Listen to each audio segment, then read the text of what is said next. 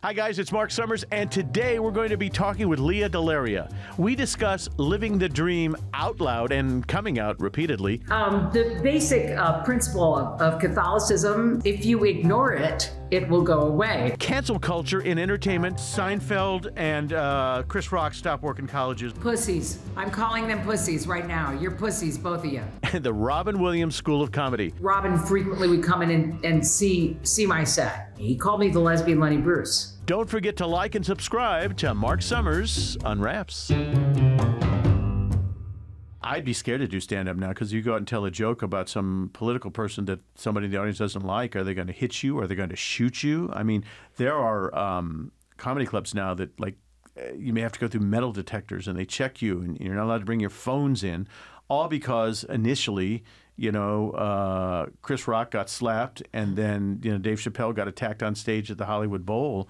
And so I think everybody's nervous. You're nervous when you go to the grocery store. Is somebody going to take out a gun and shoot you? You know, it's a weird time. I did my one-man show 4 or 5 years ago, and I hadn't been on stage in a while, and went and worked a club on the Lower East Side of New York called the Slipper Room, and told a joke that apparently upset part of the audience. And as I was walking out, one of the patrons said to me, you know, I love growing up with you and it was fun to see you perform, but you really pissed off the audience when you told that one joke. And I said, you know, that's it. Back in my day, that was called a joke. And everybody's so sensitive now. You can't, you know, offend this person, offend that person. You know, why can't we laugh at ourselves? But if you think about Don Rickles, who was one of the most successful comics in the history of show business, I always say, thank God he's dead because he couldn't work in this world anymore. Is comedy supposed to make people, in your opinion, a little uncomfortable? Yes, of course. You know, it's supposed to make you uncomfortable. It's supposed to make you think. But the bottom line is, we're here to have a good time and laugh. Hi, everybody. Marc Summers. Today, we're unwrapping Lea DeLaria. And the question is, when I do the research, and on this one, I've really been obsessing. I've been working on this over a week. Normally, I don't spend that much time because I kind of know some of these people. And my wife was sitting there saying, okay, who's the victim this week? And I said, remember on Orange is the New Black, she played the part of Carrie. And she said, is she playing Queenie on who? I said, yeah, that's one. She said, oh, I love her. So, okay, that made me feel fantastic. I'm getting through to my wife now. We're different demos than most of these people want these days, but we're fully aware. And so I would like to say hello to Lea DeLaria. How are you today in New York? You know, Mark, as I always say, living the dream, just living the dream. Trying to get here to just even do this interview was one of those great New York, driving me crazy, traffic everywhere, couldn't get a subway. I just had a classic New York day. The L train was down, always, you know, it's the whole thing, but I'm here. You know, the thing about New York is you can't rely on anything. If you think it's going to take you an hour to get from point A to point B, you have to double that because you just don't know. You double it. And then since Orange, I have to basically quadruple because if I step out of my apartment to even throw away the garbage, there's 20 people that want to get a picture with me. So it's like... But that's a nice problem to have. Hey, not mad at it at all. I know a lot of actors that just bitch about this. It's like, excuse me, this is all I've ever wanted to do. I am living my live stream out loud and in Technicolor. There's no way. You want a picture with me? Everybody gets a picture. Who wants a picture? Come get a picture. Yes, you're like Oprah. You get a picture. You get a picture. Everybody gets a picture except Putin. He can't have a picture with me. Don't even get me started on him. Unbelievable. I'm with you. I'm with you. So I'm going to be all over the place because I have so many things I want to talk to you about. Because when I did the deep dive, I found a CD that I got. That's a terrible thing to say to a lesbian comic, you know, Mark. When I did the deep dive. Well, that's true. I listened to the live smoke sessions. Okay. Oh. I had no idea. Okay, I knew you were talented in many ways, but then I got into the rabbit hole of listening to tons of music. Where did that come from? Oh, my father was a jazz pianist, so I sang. That was literally the first thing I ever did as a performer. I used to go to the clubs with my dad and sing. So you grew up it comes naturally. And so that started in Illinois, and then you moved to New York at what point? I moved to New York when I got my first Broadway show, when I got on the town. At the time, it was Shakespeare in the Park. So that would be 1997. So that's when I moved here, and I've kind of never looked back. I've just stayed in New York. I preferred it 1,000% to Los Angeles. Oh, yeah. Hey, what do you think? Years ago, there was a guy by the name of Durward Kirby, who was an announcer, worked with Gary Moore. And I said to him, why do you live in New York and you don't live in L.A.? And he goes, L.A.'s great if you're an orange. He hated it here. Okay?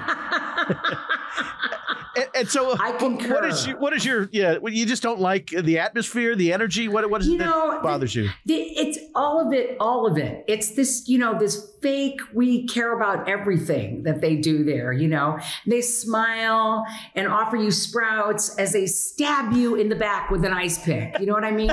It's like in New York, if somebody hates you, they hate you. You know it immediately. And I just like the directness of New York. It's the greatest city in the world. We have everything at our fingertips. I mean, literally anything you want can be delivered to your door. We got Broadway right there. We've got music right there. We've got film everywhere. It's just, what can I say? I am a huge New York file. I love it here. It's still the best food anywhere. Don't like the winters. I'll say the winter. As we get older, the winters suck, and it's harder to deal with. Yeah, I was in London doing working on my new record over this weekend. So I missed the big sheets of ice that fell from the sky. Poor baby. Did you hear about this? Did you have trouble getting in and out? Yeah, I heard it was horrible. Yeah, my I don't call her my girlfriend. I call her my young ward. Sent me lots of videos of it from from the apartment. Sheets of ice just falling from the sky. Crazy. Why are you recording in London and not in New York? I wasn't recording. I'm working on it. My very longtime collaborator is British. She's a British musician, composer, arranger, producer. And you said you listened to the Live Smoke sessions. She produced that. She did all the arrangements. She did most of the arrangements on House of David, which is by far my most successful record. And the collaborative effort that we do together, it's just kind of amazing. We both really can feed off each other and so on. So my next record is called Fuck Love. And it's all Love Gone Wrong songs. So we worked out I think we worked 7 of them. We need to pick 5 more tunes out. But we have 7 that we worked on. We did 4 shows at the Pizza Express, which is a great little jazz club in Soho on Dean Street. And we learned a lot about what we did, and we're, affecting that change, and now off to picking up the rest of the tunes we're going to do. So I know you're not the national spokesperson for gay people or for lesbians, but I'm going to ask a lot of questions that maybe people are going to think I'm politically incorrect.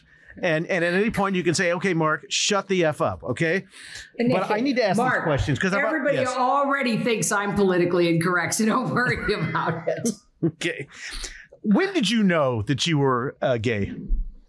Pretty much when I took my first breath, you know what I mean? It's like once you become aware of yourself as a human, I think you are aware of sexuality as well. And I was always attracted to, girls, just always. So I have a friend of mine, kind of always known. A girl I worked with producing some shows for Food Network, and I said, when did you know? And she said, when I was 10 years old and I saw Sound of Music, I fell in love with Julie Andrews. And she said, I never looked back. Really? I worked with a guy at a radio... Go ahead. For me, it was the what's her name? I am 16 going on 17. She's not Liesel. I forget that character's name. Yeah, that was Liesel. I fell in love with her. Yeah. When I was like 10, when I saw it too. Was like, wowza. I worked with a guy in a radio station, and he was gay, and his name was Bruce, and he said, I wonder how my parents knew when I was born. I always used to love that line.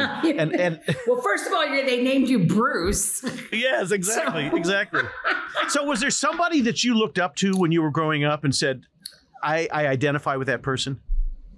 There was a lot of people that I looked up to. I always identified this is not gay at all, but with Carol Burnett, I always identified with Carol Burnett because she could do all the things that I wanted to do and felt that I could do. I really felt I could do them. So I had to me, she was like one of the greatest role models that there was as a young comedian, as a young female comedian who sings.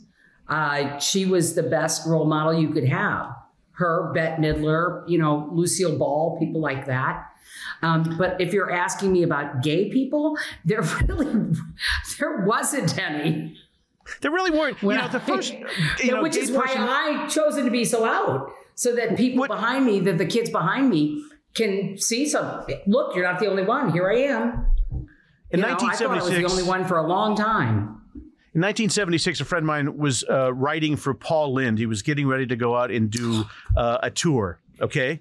And he wrote a couple, the term gay wasn't even, in at that point. It was, some homosexual jokes. And Paul, and I'll do the worst Paul impression, and he went, "Nobody knows I'm a homosexual," okay? And so he was living in another world, apparently, because we all knew, but you weren't allowed to talk about it back then. And you think about him on, Bye Bye Birdie, and said, was that a pretty good impression? Did I do a good?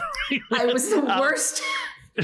I love also that Paul Lynd thought nobody thought he was a homosexual is the funniest thing I've ever heard. Isn't that the best? He actually said that. Yeah. Nobody knows I'm a homosexual. So, I just find that to be odd. I know. What was he thinking, right? So, oh my God. Where do you think the turning point was when it became acceptable? Well, it's still not acceptable. We're still fighting. I disagree with you. Why do you think it's not? Well, I think we've made many, many, many, many strides. And frankly, I don't think any of us really care whether you accept us. You just have to respect who and what we are. So, in my lifetime, I never thought we'd get as far as we've gotten. So that's a big win for us. You know what I mean? But in the same token, when you're disagreeing with me, Mark, realize they just passed a law in Florida that won't allow teachers to say they're gay, won't allow students to say they're gay. They have to report to their parent. I mean, what the fuck is that? Every time I go, oh, Florida, and then they do something even worse. I mean, we're watching this pendulum swing back and forth right now for my people. And, we're probably going to be out in the streets screaming and yelling again about what happened in Florida. I can't imagine we're just going to let it go by with nothing. It's so insane. I started getting interested in theater when I was 10, 11 years old in Indiana. Okay. And I've told this story on the podcast once, but I wanted to take ballet lessons. And my macho father in Indianapolis said, my son is never going to take ballet lessons. Yeah, so the way I got even with him, I went to take baton lessons just to piss him off. Okay. So I love it. Yeah, absolutely. Love it. And so I got involved with theater. My first show was Bye Bye Birdie. I was one of the kids. And that was the first time a man tried to grab me in an area that probably shouldn't have been grabbed at age 11 in Indiana. And I kind of wondered, what the hell is this, going on? I happen to be, I'm not going to name drop here, but I happen to be good friends with Neil Patrick Harris. And I always say Neil is the most macho gay man I've ever met. And a lot of people say I'm the gayest macho guy they've ever met. So, you get labeled in stupid ways. And although you say that it's still not accepted, maybe because of the world we're in, because we're in the entertainment world, I don't think about it because you bring up Florida and there's a whole other point of view going on out there that people think, gay people are strange and odd and shouldn't be allowed. I don't know how we ever overcome this, I guess, is the problem. How do you open up the minds of these morons? It's about their hearts and minds. And with show, like, for example, the show that I did, Orange is the New Black, really changed people's perception and perspective on what it is to be a masculine presenting lesbian, which more commonly known as butch. Which I have tattooed on my arm and was frequently shown in the show. I mean, up until Orange is the New Black, every time they would write a character who was a butch dyke, she was always dumb. She was always drunk. She was always beating up her girlfriend. It was just always, causing bar fights and stuff like that. So they really changed that up when they wrote for me in Orange. My character was not only smart, she was the smartest person in that prison. And I don't think, and to a human on that show, everyone says that. Boo, smartest one in the prison. And also they played that, they used that idea that were kind of scary when they first put me on and everybody was a little afraid of me. And then, you know, I did the crazy thing with the screwdriver, and then everybody started to love her. And then they started opening up and letting you see what a cream puff she actually really was, and was just behaving that way because she's trying to survive in prison. That's what you do, you know? So didn't they, I think didn't you have to fight to get on that show? Like that helps. Say that again? But didn't you have a hard time getting on that show that you auditioned several times? Yeah. I auditioned for about 3 different roles. And then they basically said that they didn't have a part for me and that they were going to write one. And I had a humongous hissy fit. My manager still talks about it. I was in his office and I stood there and I just screamed, if they're writing a show that takes place in a women's prison and there isn't a part for me, I fucking quit. I'm out of show business. I did. I quit. I was living in both London and New York at the time because I was doing all that work with Warner Brothers in London. So I moved all my stuff out of my New York place, you know, sublet it, the whole thing. Moved to London. I no sooner got off the plane than the phone machine. Remember, we all had phone machines. My phone machine had like 12 messages from my manager going, well, you've had your hissy fit and now you have to come back because they did write a part for you. Unbelievable. And yeah. Well, at the time, please, everybody always says they're writing a part for me. I'm still waiting for that part that were writing for me in Law and Order, and it's been off the fucking air for what, 20 years now? So, no, you've been on Law and Order, haven't you? I've been on SVU, but Law and Order, the original Law and Order, kept saying, we love you. We're going to write a part for you. They kept saying that to me. Then, I think I'm the only performer in the history of show business. I guess I'll never get that part. I'm the only person in show business who's never been on Law and Order, I think. It's unbelievable. I wasn't in New York long enough. Let's talk about your background. Crazy. Growing up Catholic and Italian. And you know, being gay, what was that like? Did your parents support you? Well, you know, the thing about the basic principle of Catholicism, you know, what the entire faith is based on is if you ignore it, it will go away. So that's basically Catholicism in a nutshell. So it was really interesting with my parents because, you know, I came to, and they're Italian. So when I did, you know, tell them, there was the whole Italian thing. There was the screaming, the yelling, the dinette through the plate glass window, you know. No, really? Yeah. I mean, there was a lot of screaming. And then a month later, they forgot about it. We had to do the whole thing again. So now that they see you so successful. They would bring men home for me to meet, you know. No. Like, okay, remember that conversation where you threw the dinette through the plate glass window? So they thought they were going to convert you? They, you know, they just, no one understood what it was back then. I mean, we're talking about the late 70s here, you know, like 78, 79. So nobody was, it was different. It was just far, far different when I came out, it was illegal to be gay in every state of the union. So that's your first clue.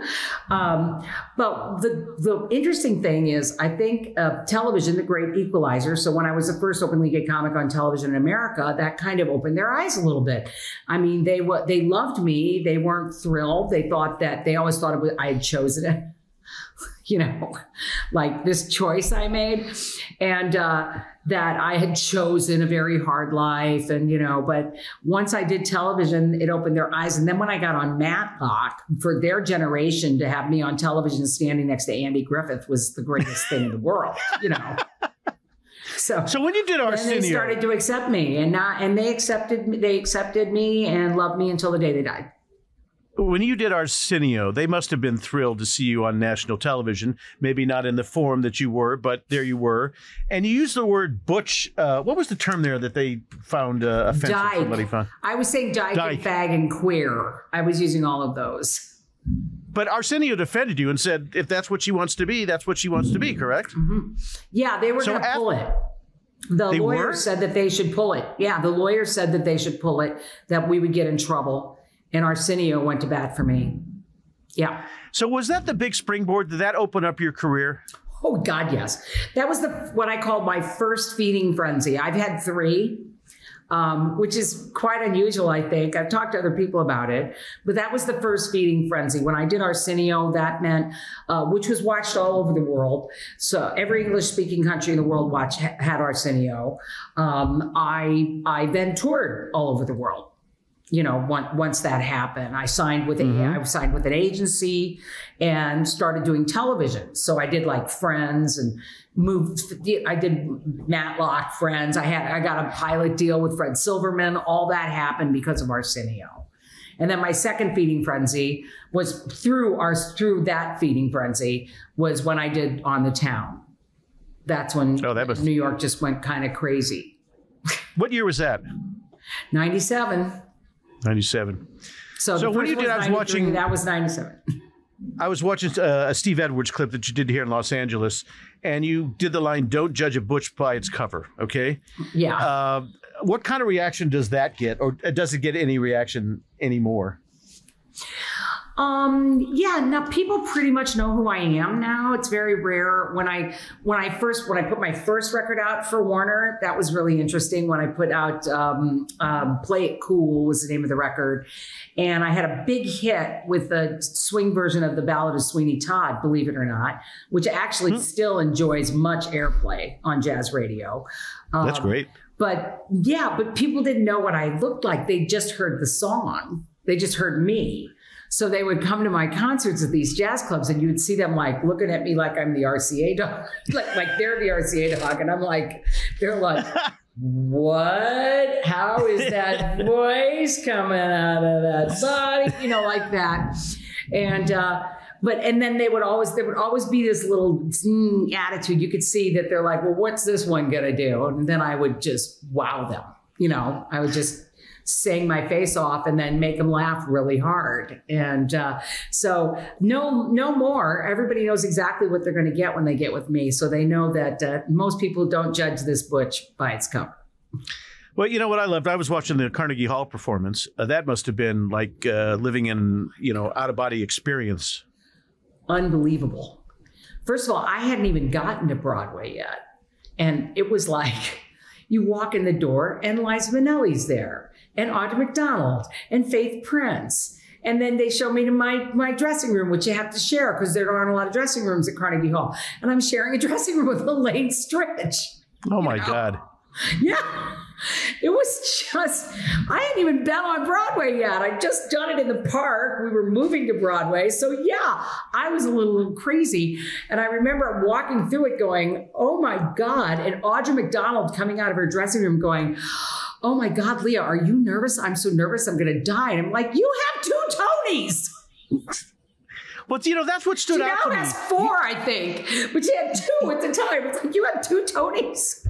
I'm dying. You look so in control. No, you look like you were so comfortable. That's what I wanted to ask you. Were you, or did you hide that the nerves? I am most comfortable downstage center belting a D sharp. Nothing makes me happier. I'm so comfortable there. In fact, George Wolfe he would laugh all the time. It became a running joke in rehearsal. I would be directed to go someplace, but I would always somehow end up right center stage. As we were rehearsing a scene or whatever. It was like, George was like, I don't even know what to do with you, Lea DeLaria. I was like, I'm sorry, George, it just happens. It's just automatic. I just want to be center stage.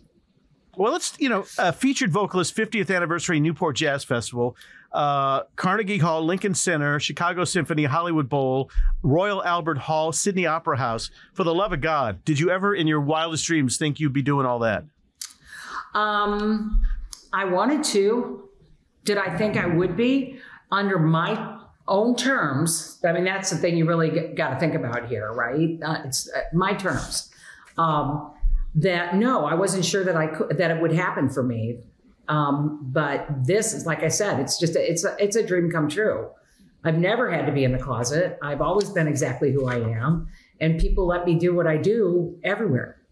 So I dug up a book here that you wrote, and it says, it says, when you're queer and you get home at the end of the day and close the door, there's part of you that goes, I made it. Nobody beat me up and nobody called me a dyke on the street. Today was a good day. Does that still apply 4 or 5 years after you wrote that?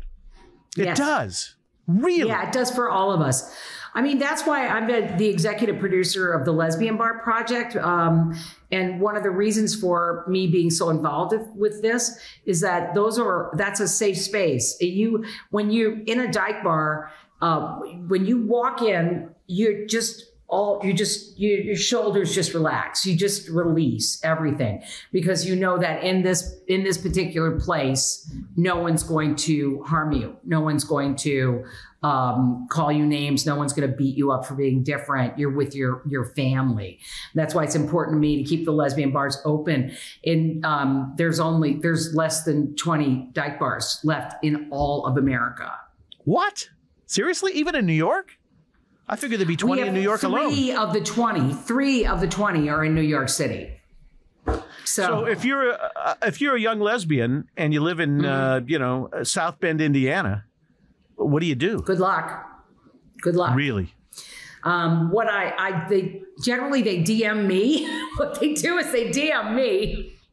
And I tell them to go online and find their closest support group, the closest gay and lesbian center.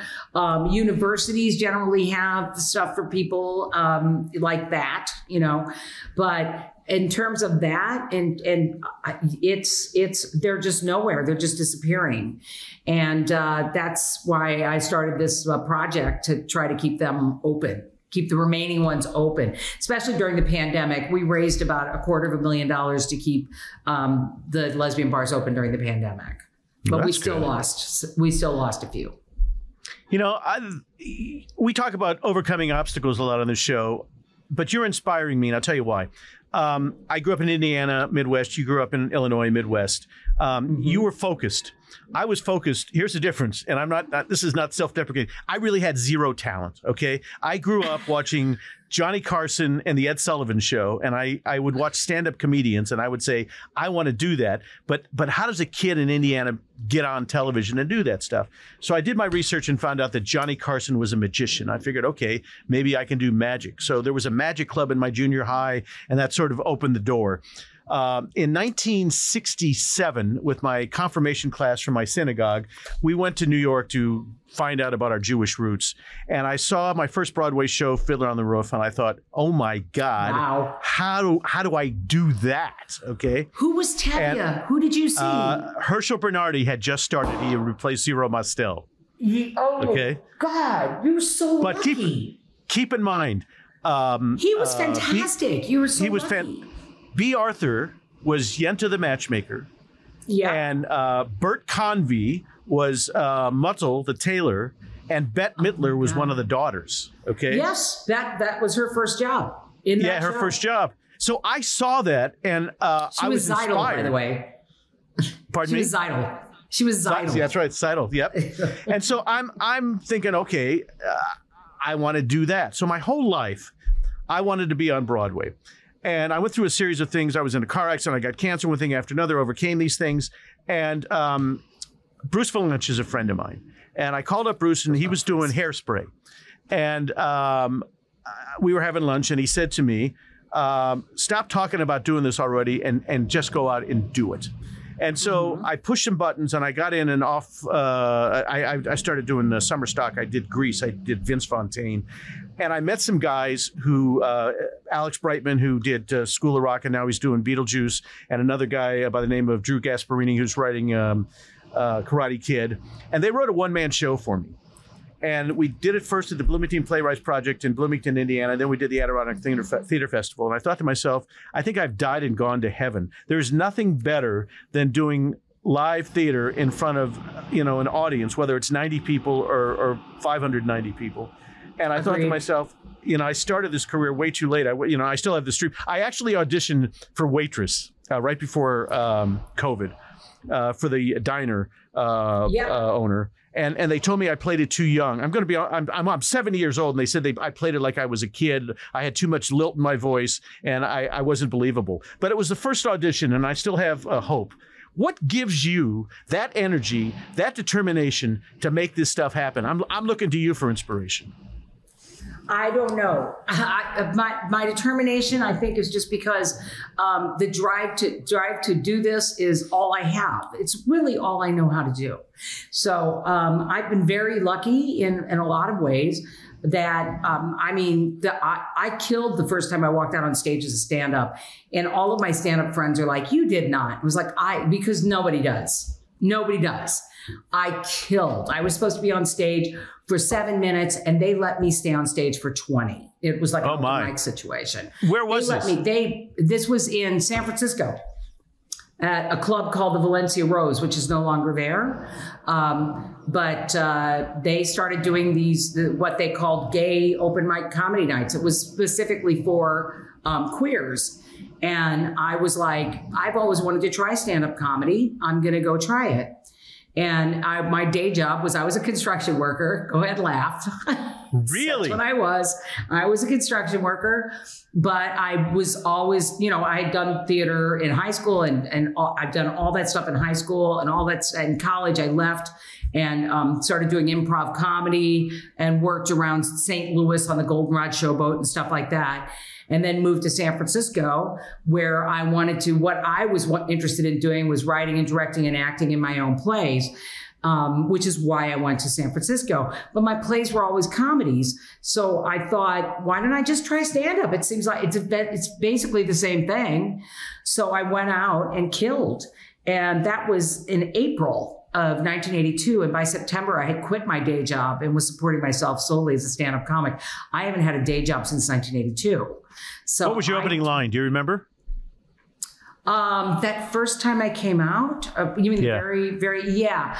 Well, it would be more about the introduction, because for the first, I would say 6 months that I performed somewhere in that vicinity, I didn't perform under the name Lea DeLaria. I was called That Fucking Dyke. So they would go, please welcome to the stage, That Fucking Dyke. And out I'd come with my basically shaved head and safety pinned and just anarchist raging and yelling, lots of screaming and yelling. I was a really one of those kinds of comics, very fast, in your face, boom, boom, boom, boom, pow, pow, bang, bang, bang, bang, bang. And I noticed that people would start getting, you could see and they would die. The energy would die because they were laughing so hard for so long. That's when I put in music to give people a break and lull them into sort of a false sense of security before I started screaming dyke and fag and fucking them again. So that was what 1982 is still, and that's what I do. I still do exactly that. It's not broke, so I'm not fixing it. It works really well. It's just that now there's more music. I do a lot more music. I started the Comedy Store in '76 as a regular, and Robin came soon after. Did you ever work with him up there? No, but Robin frequently would come in and see my set. Like he would come. Did he? And he was always really lovely to me. He called me the lesbian Lenny Bruce. Did he really? Oh, there's a compliment. Yeah. Holy mackerel. I thought it was a big compliment. Yeah. That's huge. Yeah, he's a very sweet man and obviously a major loss. You wrote your own material, obviously, because nobody could have written your life. It's not really written. I'm from that school of comedy. I'm from the Robin Williams School of Comedy. It's not like I sit down and write material. I have tons of friends who really write material. Like Sandy B is one of my very close friends, Bernhardt. And she works on her material. She works on it. Sandra Bernhardt. You see her read it from the stage. She's, doing her thing. I'm very comedy without a net. Fly by the seat of my pants. I just go out and I just start talking, and I use the audience. I use what's going on in the world. I use all of that. So I'm best more from the Robin Williams school of comedy, just crazy, whatever comes to mind comes out of my mouth. At one point, I had a lull in my career. At many points, I had lulls in my career. But at one point, I was thinking of becoming an agent or a manager. And the one person I wanted to handle at the time was Sandra Bernhard. I thought she was amazing. I know she does the show on Sirius. And a unique act stands out to me. And there's nobody, I couldn't compare her to anybody else. No, she's her own deal. Which is fantastic. And she's had this, I'm going to say now, almost maybe 40-year career doing stand-up, which is unbelievable. Who are the other comedians that you admire? Oh, gosh. Comedians I admire? Man. Yeah. Well, I love Margaret Cho. I've always been a huge fan of Cho's. Me too. And another one who I think is just incredibly unique and great. And I've always liked, the big guys. I love Bill Burr. I think he's hilarious. I've always enjoyed Leno. I've always enjoyed Jay. But I'm more of an edgier person. Lenny Bruce is one of my heroes. George Carlin, one of my heroes. The best, right? I mean, Elaine Boozler, one of my heroes. I've never understood why Elaine wasn't bigger. Mira. Say what? I never understood why Elaine didn't explode. She was always the funniest woman out there to me. Because she was doing what Bruce does. She was punching everybody's script and not getting any credit for it, but making good money doing it. Elaine did that a lot. And Elaine was a tremendous loss. And again, very just excellent, funny, wonderful stand-up comic. Loved her. Absolutely loved her. Yeah, there's so many good acts out there. Jay Garofalo, Dave Cross, all these people that came at the same time that I kind of hit, the early 90s comics. So I was spending a lot of time with Andy Kindler, for example, who is... Oh, really? The most insane human being. Yeah. And then Scott Thompson from The Kids in the Hall and The Kids in the Hall. I mean, I just think they are brilliantly funny. And so, in fact, Scott and Sandy and I often would do shows together. We often used to do shows together, the three of us. Do you watch The Amazing Mrs. Maisel? I don't. I watch Hacks, though. Oh, Hacks is brilliant, Hacks. Right? Yeah, that's supposed to be Joan, right? I'm assuming that's Joan Rivers too. But what I like about it is that what's different about Hacks than any other of these shows that present someone as a stand-up comic, Hacks shows the way comics really talk to each other. Yes, absolutely true. What I mean? It's so true. Right. And every other thing I've ever seen, it's like comics are so mean to each other. This is what we do. We don't pull any punches when we're talking to each other. We don't have to worry about political correctness. We don't have to worry about any of it. We say what the fuck we want to each other and just make each other laugh. And that's what I'm seeing in Hacks. It makes me so happy the way they talk to each other. It's so the honesty is so clear. Funny. And it's so wonderful. It really, really is. So you do so many things well. You do stand-up. You're a great singer. You're doing theater. What's the one thing you like doing more than any other of your talents, or do you like them all the same? Modern dance. I'm, I really...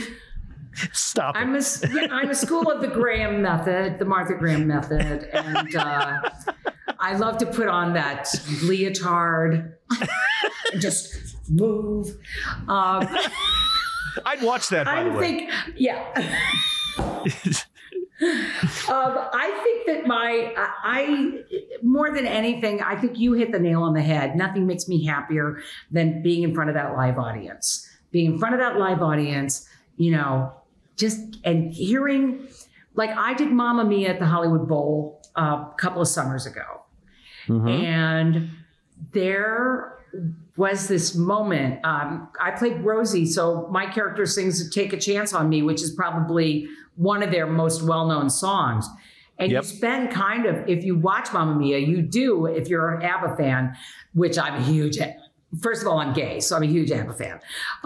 But you spend the whole show kind of going, where's Take a Chance on Me? Where's Take a Chance on Me? And then there's this great moment where Rosie just gets a little bell tone and just goes, if you change your mind. And I did that. And 25,000 people all started screaming at the same time, Mark.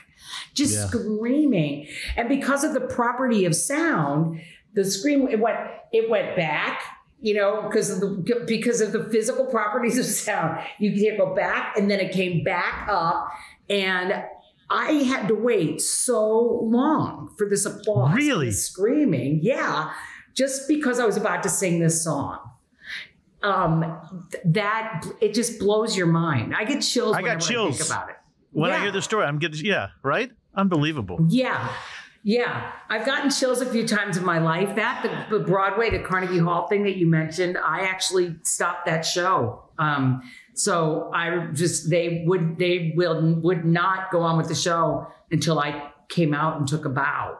Oh my. And I was like, I just stopped the show at Carnegie Hall. I'm Judy. I was so excited. You've lived longer than Judy. Unbelievable. What obstacles do you think you overcame? I don't think I had. Yes, I see what you're saying. I've had some very interesting obstacles industry-wise in just because, you know, who I am, what I look like. There are certain ways that women are supposed to appear in television and in public that I just don't do. So I think those were the biggest obstacles that I had to deal with, and that's why I've said that's one of the things I'm most proud of, is that I've been able to do what I do and haven't had to compromise on anything that I think is important. You know, I can be the girl next door, the funny chick that can come in, and, you know, that's me. I want to be the third banana on a television show. I want to be the person that lives next door, has only two scenes and always gets the blow at the end of the scene. You know what I mean? Right. That's like, we're having showbiz lingo going on here for everybody else out there. What that means, but I get it, is I always get the punchline that ends the scene. It's like, and then you collect your paycheck and you have none of the responsibility and just, you know, get the heck out. Right. Well, that's what I eventually got with Orange. What's the character on TV that you would compare that to? Who you would like to do? The maid in 2.5 Men. Perfect. It's perfect. Do you know what I mean? That's exactly always had the what best I mean. lines. Always, never more than 2 scenes in the show. You know, sometimes wasn't even an episode. It's okay. You know, she's getting paid. You know, they're getting paid whether they're in it or not. It's the way it works. So, yeah, no responsibility, all the laughs. I would love that. Do young performers come to you and ask you for advice now? Yeah. I actually, I go to universities and talk a lot. And I don't know if I just did Conan's podcast, Conan O'Brien Needs a Friend, because Conan and I really like each other. We're pals. And we were talking about this because he's like, he hates going to the universities because the kids are so politically correct now. I've heard this before. And I was like, you know, asshole, it's your job. It's your job to go to that university and make them think. That's your job. You know what I mean? And I feel that that's my job. So I'm going to go to universities every time and I'm going to talk to them. And I do a speech or a master class or whatever. And always they ask me advice, always. And I always tell them basically the same thing, that you have to love yourself first.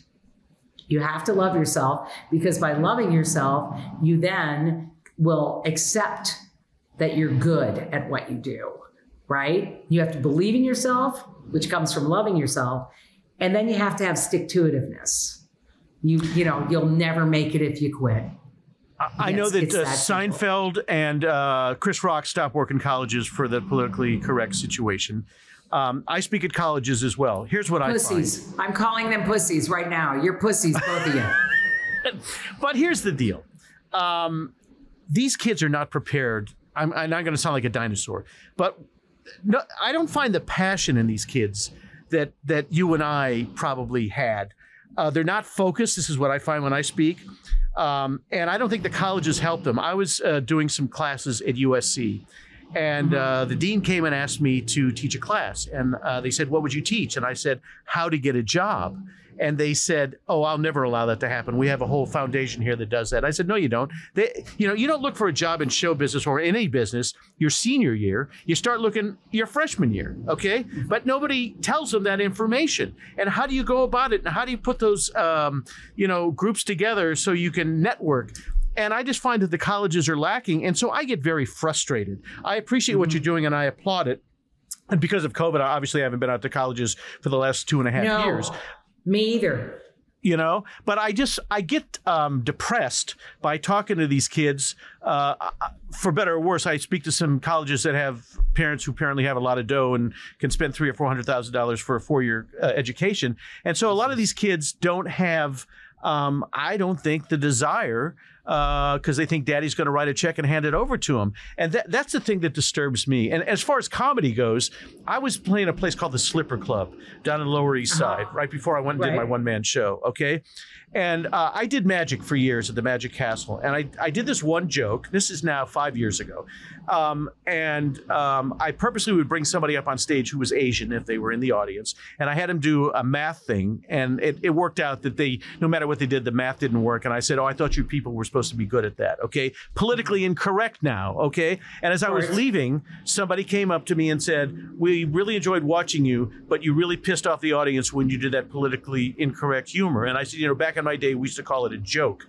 The thing about it is, Jewish jokes, Polish jokes, whatever. We got away with everything. When I started at the Comedy Store, when we're not on this, before we sign off, I'm going to tell you a thing that I used to do that always would save me and get the laugh. But the point is, everybody is so narrow with what their sense of humor is that you just can't have fun like we used to. When you started in 82 and I started in 76, you could get away with anything. You can't do that anymore.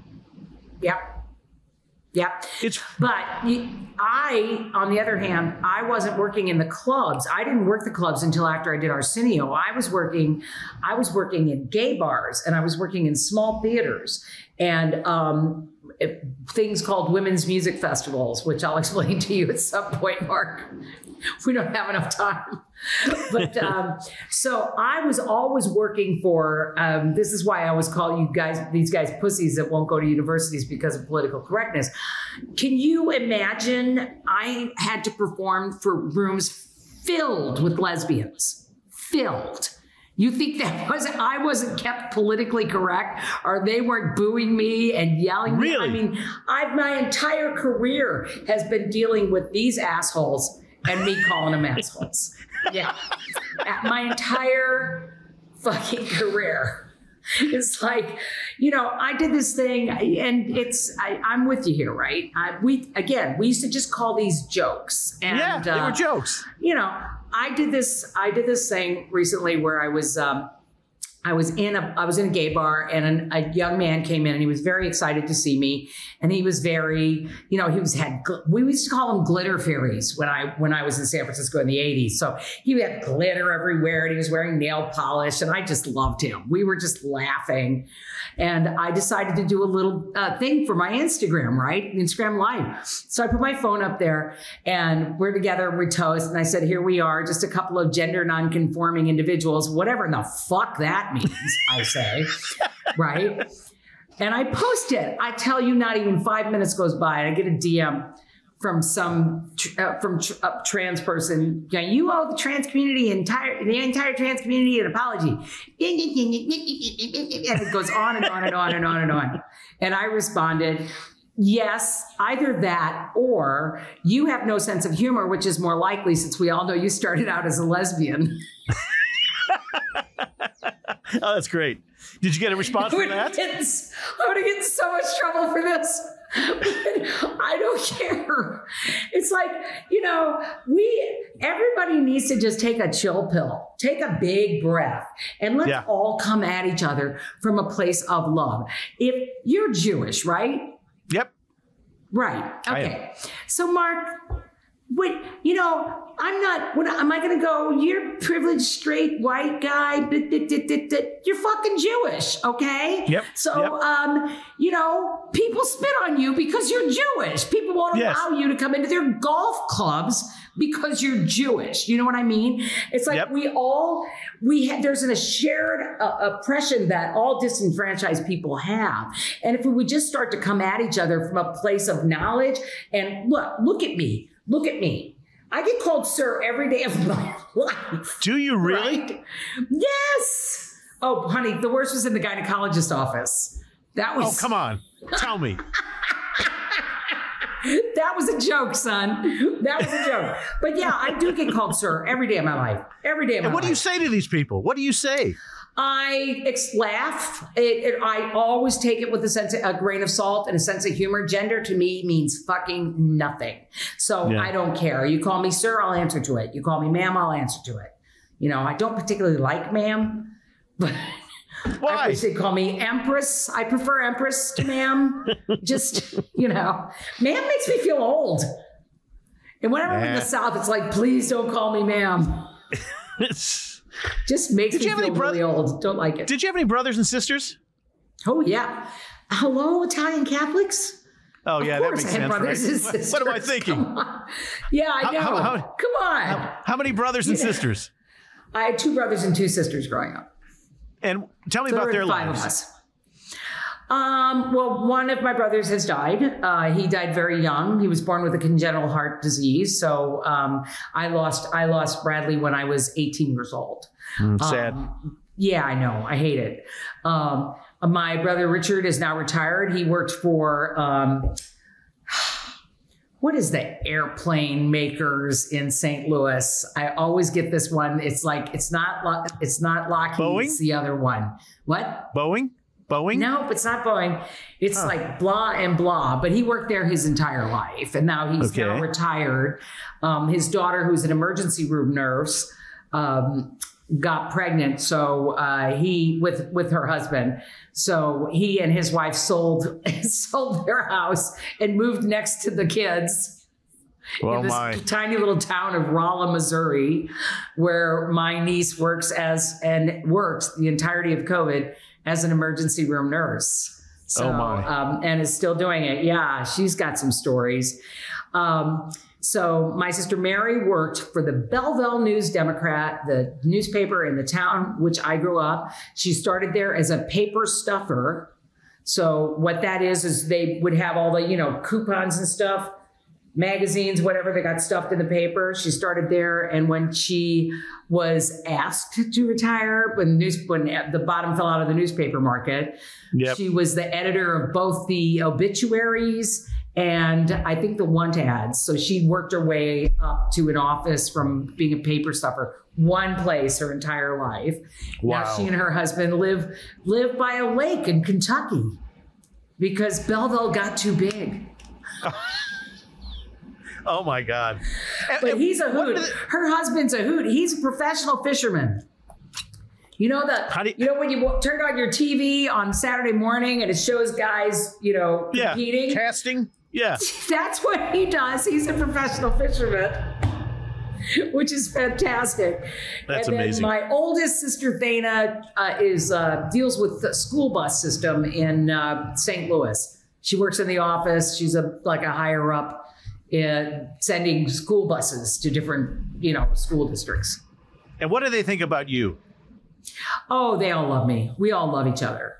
They couldn't be more excited. Every time I do something on television, they're just beside themselves. And they're all excited about POTUS. I'm sure my whole family's coming for the opening of POTUS. On this, you can rely. And how much success did your parents get to see? A lot.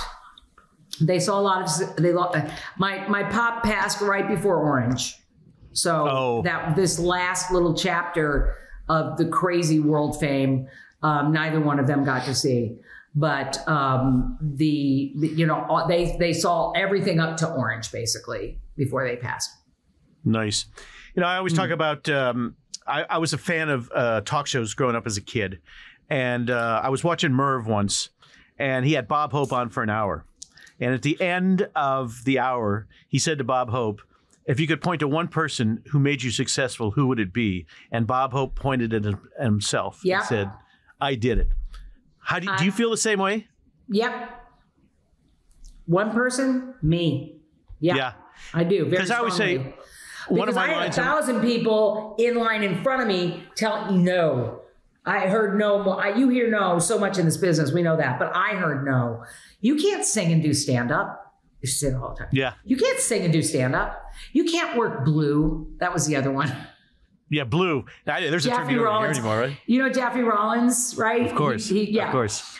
He wanted to talk to me, wanted to manage me. And then he goes, yeah, but you can't work blue. And I went, well, then you can't be my manager. Yeah. Yeah, Rollins and Joffe owned everything, and they were the geniuses, but Woody Allen and the whole career. I start my college lectures by saying, nobody got up this morning and said, I got to go get Marc Summers a job today, okay? Nope. It's up to you to go figure out how to do that. And I think the sooner you realize that nobody really gives a shit about any of us, except maybe a couple of our siblings and our parents, you're on your own. And until you figure that out, you're right. The word no, I was up for so many jobs and saying close so many times, and then they fell through. And I've always said this, and I mean it 100%. I've gone through, I don't know how many agents.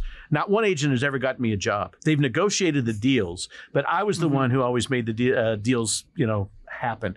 I have a feeling you're that same person. You get up, you're motivated, there's something you want, you keep your eye on the ball. You may poke and prod your agent, manager, and publicist, but the bottom line is, if it wasn't for you, it would have never happened.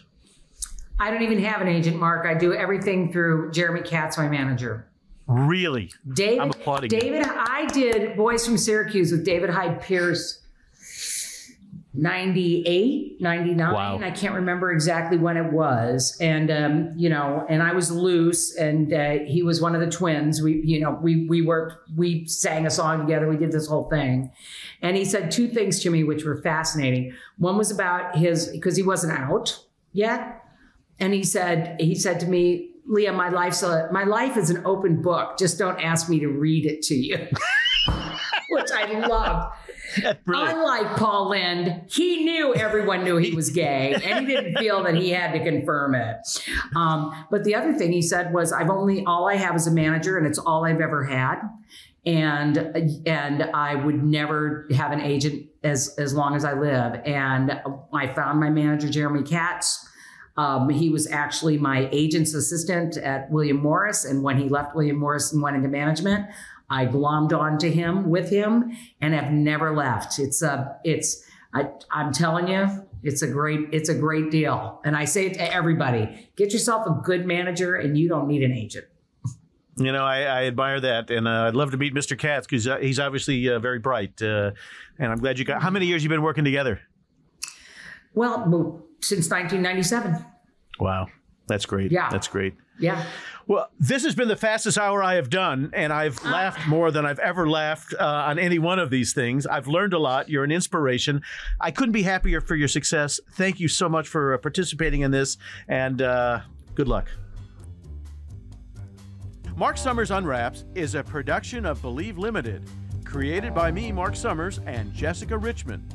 Produced by Keith Corneluk and Jessica Richmond. Executive produced by Patrick James Lynch and Ryan Geelan.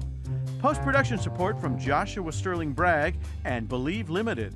Don't forget to subscribe or follow the show on your favorite podcast player, and if you really love it, why don't you leave us a rating and a review? Thanks for listening, and we'll see you next time on Marc Summers Unwraps.